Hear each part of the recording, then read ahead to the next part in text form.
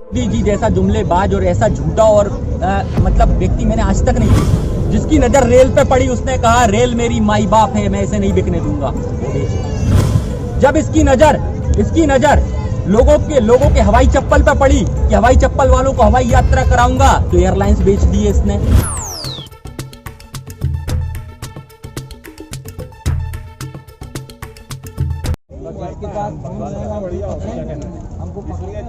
देखिए, राजनीति का काट राजनीति और आप उसको तभी हरा सकते हैं जब आप उसी तरीके से प्रहार करें। ईंट का जवाब पत्थर से देंगे तभी देंगे, अगर फूल से देंगे तो नहीं होगा। तो पार्टी राजनीति कर रही है तो राजनीति करना जरूरी है और जाना जरूरी है वहाँ पर। किसानों की आवाज बुलंद करना जरूरी है और इनकी नीतियां बताना जरूरी है कि ये इतनी असंवेदनशील सरकार है कि ये किसी भी विषय पर संवेदनशीलता नहीं है। आज 105 दिन किसान आंदोलन को हो गए लेकिन इनका ध्यान इस ओर आकर्षित नहीं कर पाए हम। तो वहां पर जो ये लोग नारे लगा रहे हैं, जुमलेबाजी अब वहां भी शुरू कर दी, बंगाल में जाकर भी। ये जो लोग कह रहे हैं सुनार बांग्ला है, ये उसको लोहार बांग्ला बनाएंगे और बंगाल में जो जंजाल पैदा कर रहे हैं ये उसे कंगाल बना के छोड़ेंगे। और बंगाल से अच्छा सेक्युलरिज्म कहीं नहीं है, पूरे देश के अंदर नहीं है। और उस सेक्युलरिज्म को खतरा है आज के शिकार मध्य प्रदेश हो चुका, उत्तर प्रदेश हो चुका, बिहार हो चुका, तमाम उत्तराखंड हो चुका। तो अब इस पाखंडवाद को वहां जगह नहीं दी जाए, क्योंकि ये लोग नारी की उपेक्षा सदा से करते हैं। ये लोगों ने ही आज योगी के राज में भी नारी की उपेक्षाएं आपको देखने मिलेंगी, जहां पर तमाम बलात्कार अपराध रातों रात हो जाते हैं। निशाचरी सरकार है जो रात को जागती है। इनके कानून के फैसले भी रात में आते हैं, जहां जीएसटी रात में लागू की जाती है। मैं इसलिए कहूंगा ऐसे निशाचरी सरकार को, और ये नर पिशाचर भी है, ऐसे लोगों को आपको हटाना होगा। ये लाशों पे सौदा करने वाले लोग हैं, इनको आपको भगाना होगा बंगाल से, वरना ये बंगाल का माहौल खराब कर देंगे। क्योंकि देखिए, इनने वहां जाकर भी ये बता दिया कि देश पुरुष प्रधान है। वहां जाकर भी क्या नारा लगाया? जय श्री राम। जय सीताराम क्यों नहीं लगाया? जबकि सीता और दुर्गा एक ही बात है ना। पर वहां पे दुर्गा की उपेक्षा कर दी आपने, सीता की उपेक्षा कर दी। सीता की उपेक्षा मतलब राम की उपेक्षा। तो ये शब्दों का जाल बुनने में बड़े माहिर हैं। इनके शब्दों के जाल से निकलिए और भावनाओं में आइए और भावनाओं को समझिए कि 400 रुपए की साड़ी पहनने वाली, हवाई चप्पल में चलने वाली, स्लीपर पहनने वाली ममता बनर्जी एक महिला को हराने के लिए पूरी सरकार काम कर रही है। उसकी सारी सरकारी एजेंसियों का दुरुपयोग किया जा रहा है। आज ईडी हो, इनकम टैक्स डिपार्टमेंट हो, इन सबका दुरुपयोग कर कर दबाव बनाया जा रहा है। भाई साहब, दबाव में तो चट्टान टूट जाती है। ये तो इंसान है और इंसान आज बहुत वो प्रायोजित हमला है, वो प्रायोजित हमला है। और ममता बनर्जी वो महिला है जिसके संग एक वक्त में इतिहास साक्षी है कि उनके संग क्या हुआ था, लेकिन वहां से उठकर भी वो मुख्यमंत्री बनी और पूरे बंगाल का दिल जीत लिया। मैं कहना चाहूंगा प्रायोजित दंगा है, क्योंकि प्रायोजित हमला है। वहां पर देखिए, आपने एक प्रधानमंत्री आकर ऐसी धमकी भरे शब्द कैसे उपयोग कर सकता है, जो ये कहता है कि भाई जिस स्कूटी पर वो चलती हैं वो स्कूटी पलट सकती है। और वो स्कूटी पलटने की जगह और उनके पैर में चोट लगती है, उनको धक्का लगता है, लेकिन ऊपर वाला सीधा था जो उनको बचा लिया। लोगों का प्रेम था उनके साथ जो वो बच गई। क्योंकि आज वहां के सेक्युलरिज्म को बचाने के लिए ममता दीदी का वहां बने रहना जरूरी है। और वो बने रहेंगी, इसमें कोई शक वाली बात नहीं है। और हम आने वाले समय में, देखिए, ईवीएम बड़ी मैनिपुलेट चीज है। इसे यूरोपियन कंट्रीज ने भी हटा दिया क्योंकि इसमें मैनिपुलेशन किया जा सकता है। तो हमें भी विकासशील देश की श्रेणी में आके बैलेट पेपर पर चुनाव करवाना होगा। जब बैलेट पेपर पर चुनाव होंगे तो पानी हो जाएगा। इसमें कोई बड़ी बात तो है नहीं। बंगाल में जाके फिल्म अभिनेता इधर जाके मैं कोबरा हूँ, अगर कोई गलत करेगा तो उसको डालूंगा। देखो, पहले हम कहते थे ये भारतीय जुमला पार्टी है, फिर हमने कहा ये व्यापार जनता पार्टी है। अब मुझे ऐसा लगता है जब कोई कोबरा कहता है, कोई गीदड़ और कोई शेर कहता है, तो मुझे ऐसा लगता है कि ये भारतीय जानवर पार्टी है। कि इसके अंदर कोबरा आ जाता है। कोबरा क्या करता है भाई? जहरी करता है ना, फनी मारता है ना। तो ये फन किसको मारने वाला है? बंगाल की जनता को। जिस बंगाल की जनता ने चुनाव से जिताकर आज उसको दिलों में बसाया, वो फन मारेगा। लेकिन मुझे लगता है मिथुन चक्रवर्ती की कहीं ना कहीं मजबूरी होंगी, क्योंकि उनका बेटा रेप में और तमाम चीजों में पहले फंसा हुआ था, जो दबाव बनाकर इन्होंने उसे अपनी पार्टी में ले गए। उसका तन तो चला गया, शायद मन आज भी दीदी के साथ है। और अगर ऐसा नहीं है तो आस्तीन का सांप है।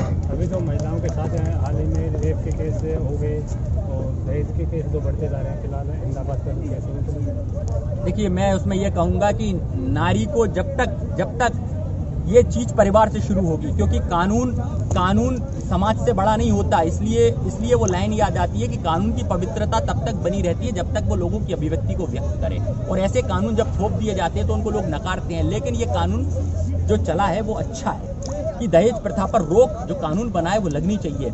लेकिन इसका पता है कहाँ से होगा इसका सुधार? इसका सुधार होगा परिवार से। अगर परिवार के अंदर जब माता और पिता पुत्री को अधिकार अपने बेटे बराबर देंगे, मतलब कि अपनी जायदाद से हिस्सा जब बेटी को बेटे के बराबर मिलने लग जाएगा, उस वक्त ये देश बदल जाएगा। और राजनीतिक पार्टियां जो महिलाओं पर राजनीति करती हैं वो भी 50% हिस्सा, 50% आरक्षण महिलाओं को दे देंगी अपनी चुनावी सीटों में, तो ये देश बदल जाएगा। जब 50% महिला होंगी तो महिलाओं का, भाई ये करते हैं ना, बताइए ना आप कि आदिवासी क्षेत्र में जाते हैं तो आदिवासी बंदे को टिकट देते हैं, जब मुस्लिम बाहुल में जाते हैं तो मुस्लिम को टिकट देते हैं। जब नारी समानता की बात आती है तो पुरुष को नारी के समान रख रहे हैं, तो फिर बताइए ना, नारी को 50% आरक्षण के साथ टिकट देना चाहिए ना, चुनाव में लड़ने का, विधायक का, पार्षद का, सांसद का टिकट मिलना चाहिए, और नारी को प्रधानमंत्री बनाना चाहिए। एक ही बार नारी प्रधानमंत्री बनी इंदिरा गांधी के रूप में, इसके बाद तो कोई नारी प्रधानमंत्री नहीं दिखी, और बीजेपी की सरकार तो मुझे नहीं लगता कभी बना पाएगी। महिला विरोधी है पार्टी, कोई भी कानून हो उसका दुरुपयोग भी होता है। जैसे हाल ही में एक ऐसे कानून के तहत 20 साल की सजा काटने को बरी किया जाएगा।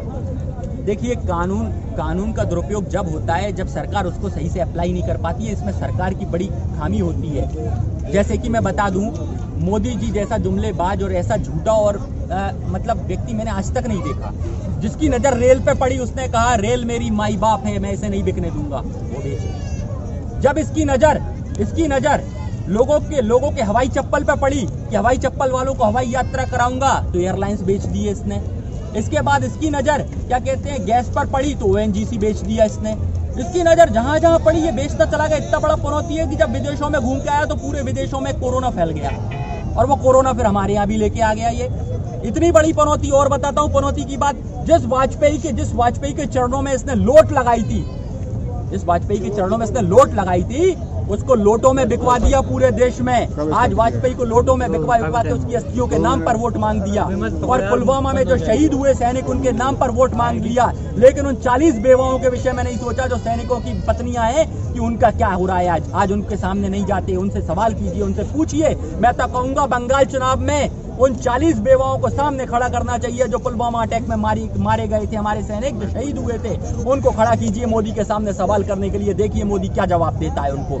ये तो साहब नारी का शोषण करने वाले लोग हैं, सदैव ही नारी का शोषण कर रहे हैं, चाहे कैसे भी करते आए हों। इनका इतिहास बड़ा खराब है, क्योंकि ये सामंतवादी लोग रहे हैं जिनने अंग्रेजों की चाटुकारिता करके अपने आप को बचाए रखा है, और ये भौतिकतावादी लोग हैं, ये त्याग नहीं जानते, ये क्रांतिकारियों को नहीं जानते। क्रांतिकारी भावना होती है, क्रांतिकारी एक विचार होता है जिसको कुचलने की कवायद इनकी लगातार लगी हुई है। आप बताइए किसी भी क्रांतिकारी का इतिहास आज पुस्तकों में नहीं पढ़ाया जा रहा, लेकिन सावरकर का इतिहास पुस्तकों में पढ़ाया जा रहा है। क्यों भाई? जिसने आज पुस्तकों में नहीं पढ़ाया जा रहा, लेकिन सावरकर का इतिहास पुस्तकों में पढ़ाया जा रहा है। क्यों भाई? जिसने माफीनामा मांगा वो वीर हो गया, और जिसने शहादत दी, जिसने त्याग किया, वो गरीब हो गया। ये कैसे हो सकता है?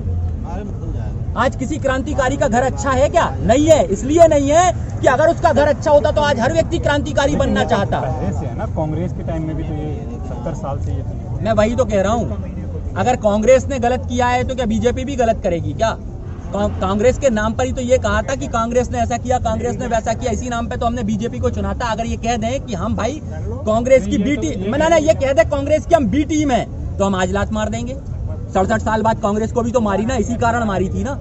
आज किसानों की आय 19% बढ़ी और महंगाई 1000% बढ़ गई। तो ये तो किसी के शासनकाल में अच्छा नहीं हुआ। लेकिन वादे तो इनने ही करे थे ना, इनने ही कहा था 2 करोड़ रोजगार। आज कहाँ है युवाओं के लिए 14 करोड़ रोजगार 7 वर्षों में? मोदी जी कहाँ है? वो रोजगार पूछ रहा है, आप उसको मंदिर बनाकर दे रहे हो। मंदिर में क्या घंटा बजाएगा जाके? क्या करे? पैसा सुरक्षित रहेगा आपके हाथ में, नहीं तो क्या पता वो पैसा भी उड़ा दें ये लोग। हरियाणा के जो गृह मंत्री है वो कह रहे हैं कि जो ममता बनर्जी के साथ हुआ है वो एक तरीके से राकेश टिकैत के जैसे हाथ हुआ है, उसी तरीके से एक नाटक है। चाहिए देखिए, जिसकी रही भावना जैसी उसने मूरत देखी तैसी। ये नौटंकी बात सरकार तो ये है, आप मोदी से पूछिए वो इतनी बार क्यों रोता है, उसके रोने से देश का क्या फायदा होता है। तो तभी तो हम बार बार कहते हैं मन की बात लुगाइयां करती हैं, भाई तू मत करा कर, इतनी मन की बातें मत पेला कर। हम लोग तेरी लुगाई नहीं है, हम जनता है और जनता काम की बात करती है, काम की बात कर, ये जन है, जन से काम की बात होती है ना। तो ये फिजूल की मोदी की नौटंकियों में मत जाओ, नहीं तो मेरे को फिर वो एक डायलॉग फिर मार देना पड़ेगा जो लगातार मैं कहता आता हूं कि जब इतना बड़ा ढोंगी और बहरूपिया है कि जब ये सेना में जाता है तो वहां कह देता है मैं सैनिक बनना चाहता था, बहनों भाइयों मैं सैनिक बनना चाहता था। इसके बाद ये जब ढपली बजाता है तो कहता है बहनों भाइयों मैं ढपली बजाना चाहता था। और ये देश की जनता उस वक्त समझ गई थी भाई तू किस कैटेगरी में आता है, जब तू यूं करता था। तू किन्नरों की सभा में भी तो नहीं हो आया जो तेरे से विकास पैदा नहीं होता, तेरे से विकास पैदा नहीं होता। और ये देखो मैं कम शब्दों में इसको क्लियर करूंगा कि इनका एक गोबर पात्रा है जो लगातार आता है, जब मुंह से बोलता है तो गोबर झड़ता है। और मोदी का नाम सुनकर तो मेरा बीपी हाई हो जाता है, इसलिए बार बार मोदी ना कहें तो ज्यादा अच्छा है ना। मोती है, ये बड़ा लॉयल मोती है। देखिए क्या होता है जब चारा घोटाला होता है तो क्या चिल्लाते हैं, चारा चोर। और आज आप जाइए स्वच्छ भारत जो मिशन है उसकी वेबसाइट पे जाएंगे तो वेब पोर्टल पर आप जब एक कैलकुलेशन करेंगे तो आपको मिलेगा एक दिन में 85,000 टॉयलेट बनाने का दावा करती है सरकार। क्या एक दिन में 85,000 टॉयलेट बन सकते हैं?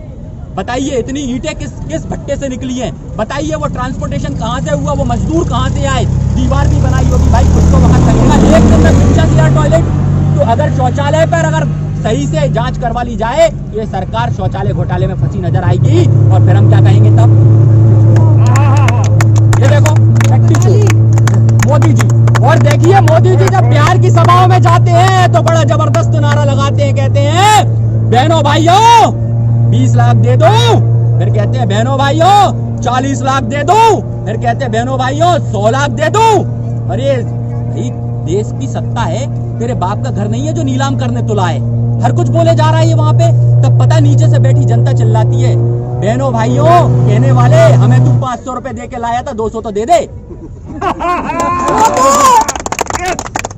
ये बसों में भर भर के जिस तरीके से लाते हैं ना लोगों को, अभी कोलकाता की सभा में देखने मिल गया जब आधी सभा छोड़कर लोग भग गए थे और वहां पर इंटरव्यू कर रहे थे, आप आ क्यों गए? नहीं साहब आ गए बस खाने मिल गए, आ गए। तो ये ऐसे लोग हैं, ये प्रायोजित करते हैं सारी चीजें। ये सब जो लोग हैं ना सब नौटंकीबाज लोग हैं। और आज की डेट में मुझे तो लगता है मोदी बगला भगत बना हुआ है। और वो किसका बगला भगत है पता है? सिर्फ 2 लोगों का, अंबानी और अडानी का। 2 लोगों का बगला भगत है, उनके हिसाब से चल रहा है और कॉर्पोरेट जीवी व्यक्ति है। हाँ 2 दिन पहले मोदी जी ने ट्विटर पे किसी ट्विटर हैंडल को रिट्वीट किया था जो फर्जी था, उसमें लिखा था तैमूर का जीजा, और उनको रिट्वीट करते हैं मोदी जी। तो इस पे आप क्या कहना चाहेंगे? क्या मोदी जी भी फर्जी आईडी को प्रमोट कर रहे हैं? नहीं तो मोदी जी तो पहले से ही फर्जी हैं भाई, पहले से ही फर्जी हैं। आज जिस स्टेशन पर चाय बेचते थे आज उस स्टेशन का पता नहीं है वो स्टेशन था कि नहीं, ये तो वहीं से फर्जी हैं।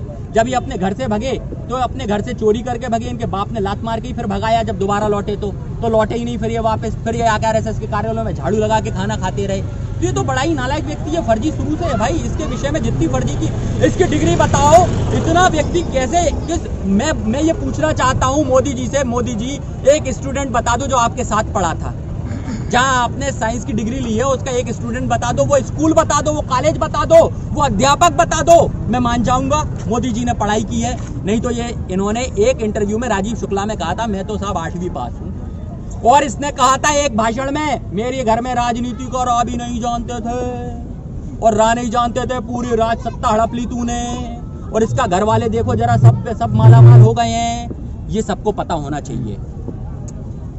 वो तो फर्जी है भाई, मोदी तो फर्जी है। तो साबित हो गया मोदी जी सही में फर्जी है। हाँ बिल्कुल फर्जी है। मोदी जी तो कहते हैं कि हम जो है गरीबी का बेटा हैं और सभ्य हैं, देश को आगे बढ़ाएंगे, आज दुगनी करेंगे। आप कैसे बोलते हो? गरीब ममता बनर्जी है, सच्ची ममता बनर्जी है। ममता बनर्जी साड़ी और चप्पल में चलती है और मोदी स्वदेशी का नाम लेने वाला घड़ी भी क्या कहते हैं विदेशी पहनता है, सूट भी विदेशी पहनता है, जूते भी विदेशी पहनता है और जूते भी कॉफ लेदर के पहनता है जो गाय के चमड़े से बनते हैं।